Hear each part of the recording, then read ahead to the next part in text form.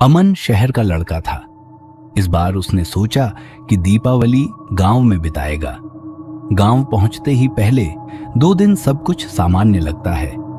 गलियां साफ हैं, घर सजाए हुए हैं, लोग हल्की सी हंसी और बातें कर रहे हैं। बच्चों की चहचहाहट और मिठाइयों की खुशबू महसूस हो रही है। पहले दिन अमन गांव की पुरानी गलियों में घूमा। पुराने पेड़, टूटे फूटे घर और कुछ खाली हवेलियां नजर आईं, पर सब कुछ सुरक्षित और सामान्य लग रहा था। लोग हल्की मुस्कान के साथ अमन को देख रहे थे और दीपावली की तैयारी में व्यस्त थे। दूसरे दिन कुछ घरों की खिड़कियां बंद मिली और गांव में हल्की धुंध फैली हुई थी। हवा थोड़ी ठंडी थी, पर लोग इसे मौसम की सामान्य ठंडक मान रहे थे। अमन ने इसे खास ध्यान नहीं दिया।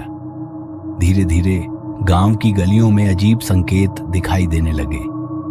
कुछ पुराने घरों के दरवाजे अपने आप बंद और खुलते दिख रहे थे। पेड़ों की शाखाएं हवा में अजीब आवाज कर रही थीं। अमन को लगा कि शायद मजाक कर रहा है, पर यह मजाक जैसा नहीं था। तीसरे दिन हवेली के कोने में कुछ अजीब दिखाई दिया। एक औरत की परछाई। पहले तो अमन ने इसे नजरअंदाज किया, पर जैसे ही उसने करीब जाकर देखा, अजीब ठंडी हवा उसके चारों ओर महसूस होने लगी।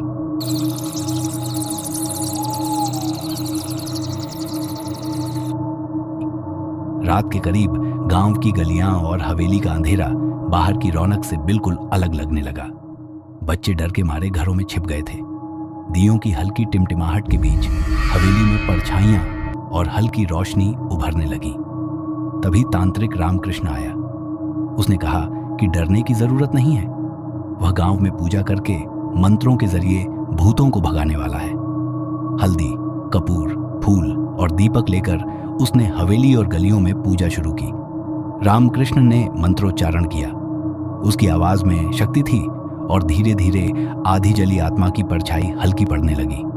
गांव वाले ध्यान से देखते रहे। तांत्रिक पूरे गांव में घूमते हुए मंत्र पढ़ता रहा।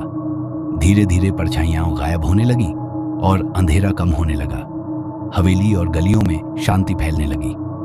हवा में हल्की ठंडी हलचल और दीपों की रोशनी ने गांव को फिर से सुरक्षित और सामान्य महसूस कराया।